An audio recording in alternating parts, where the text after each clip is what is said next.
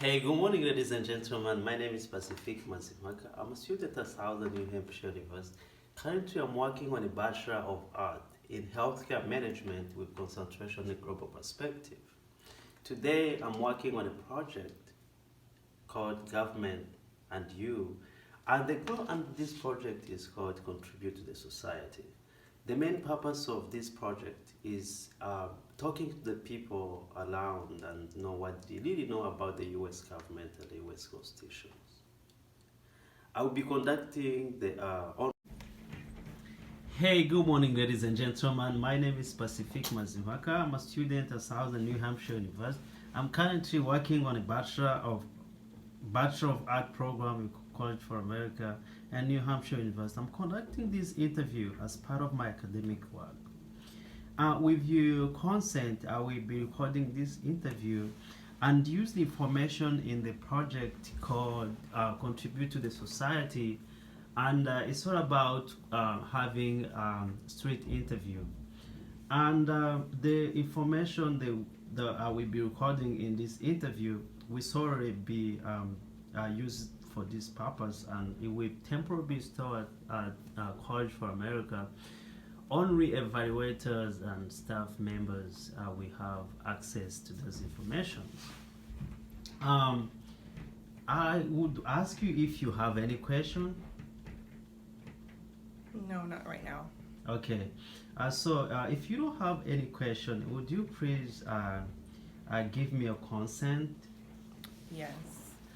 I, Gabriela Mbewe, give my informed consent to participate in the interview to be recorded and used as part of the students' academic work. Thank you so much, Gabriela. So, my very first question is, what are some of the three branches of the U.S. government? Okay. So there is the judicial Okay. branch, Mm-hmm. there's the executive branch, Okay. and there's the legislative branch. Okay. Yes. All right. Thank you so much, Gabriela. So, what does each branch do?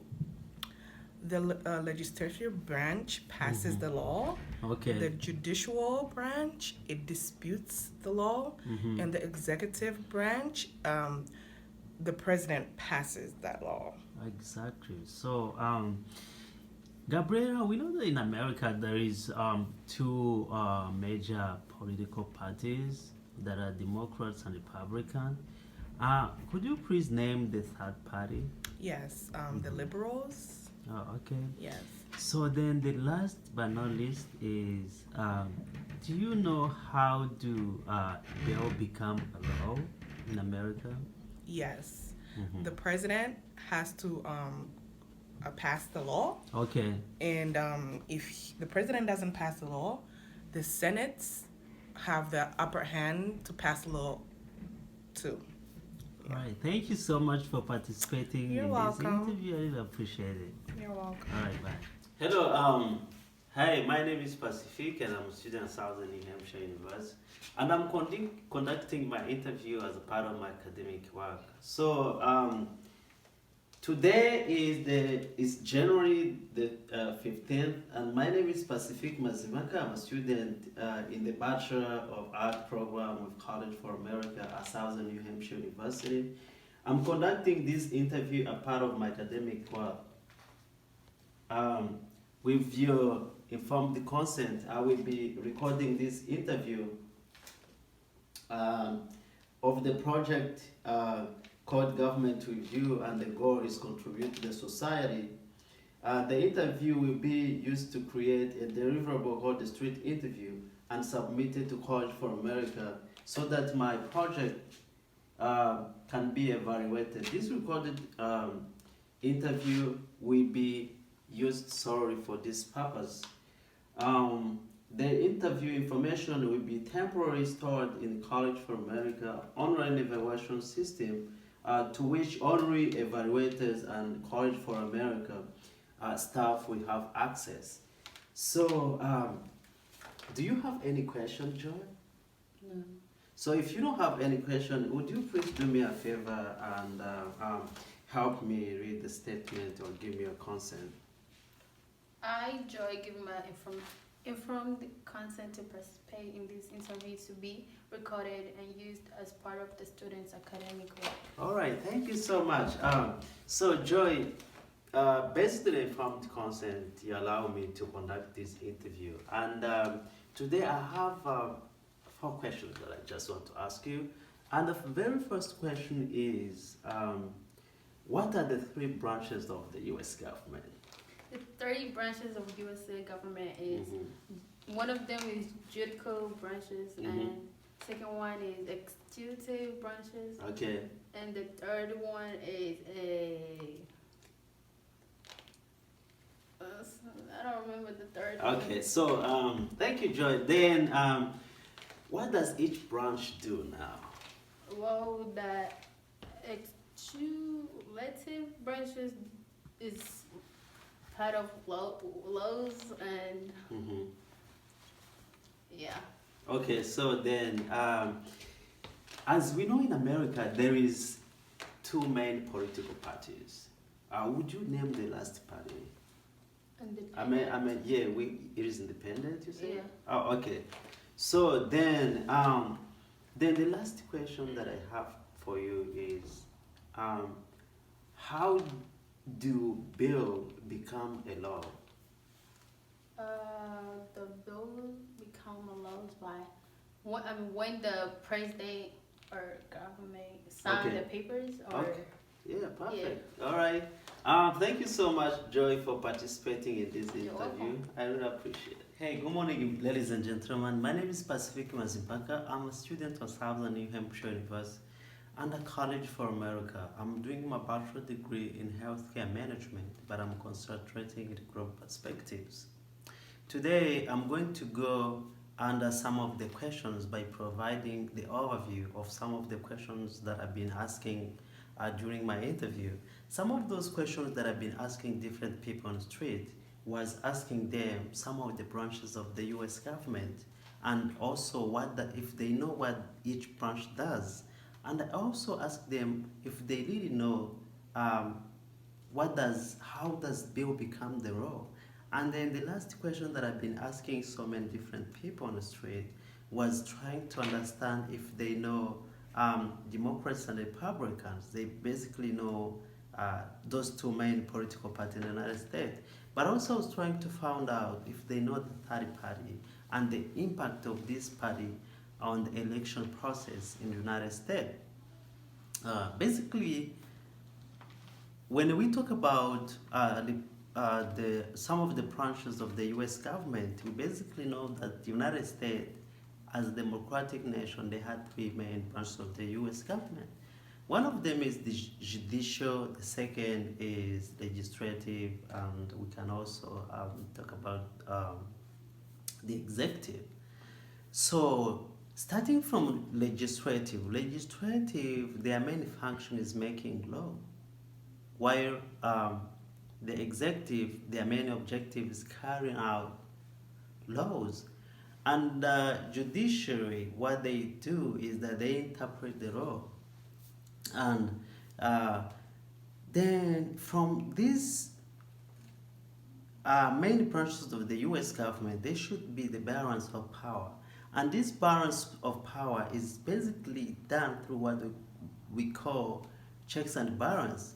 When we say checks and balance, this is the way each branch checks on the other branch to make sure that there is a balance. Let's say, for example, the president of the United States, that is made of the president, cabinet, federal agency, and vice president. They are in the combination of the executive branch. They have power to make the law. To carry out the law, and the president have a power to make what we call executive order. But the legislative branch, they have a power to impeach the president, even make this executive order and constitution. On the other side, the president also have a power to make any constitution a law that has been made by the legislative branch under his power, which is called the power of veto. Another thing is that the legislative branch, the Congress and the Senate, they have power to impeach the president, as we have seen less recently. Another thing, if you can talk about the judicial system, the president also have the power to nominate the chief justice of the Supreme Court, the judge district, and others judges. But again, these people, they also have a power to make the president's law and constitution.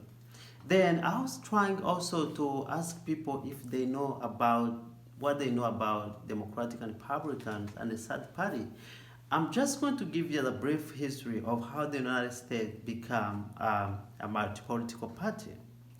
Before, when George Washington, who is technically considered, and it's very obvious, he is the father of the nation. When this president was in the office, there was no multiple political party. But the study shows that he was totally against multi-political party, because for him, he think that multi-political party was here to mess up the American society. And that's why he was against all this. Then he did put Milton as the chief treasurer of the state. And what they wanted to do was to make sure that the United States is governed or is controlled by the federal agency. And that's why this idea of federalism came in. And there was another people apart that was against this ideology, because the Federalists was made of the Irish, and they want to keep up and collaborating with British, which was colonizing the United States. And these anti-Federalists most of them were Democratic Republicans. They were totally against these people. They were pro-slavery, they were pro-expansion. They was against the ideology set by Milton and Republicans. So what happened in 1824? There was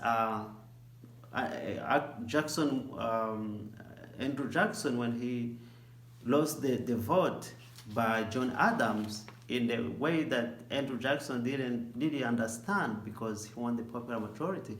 And when they went for the presidential election, he lost, and he came up with his political party, which he then named Democrats, and some people are calling it Jacksonian.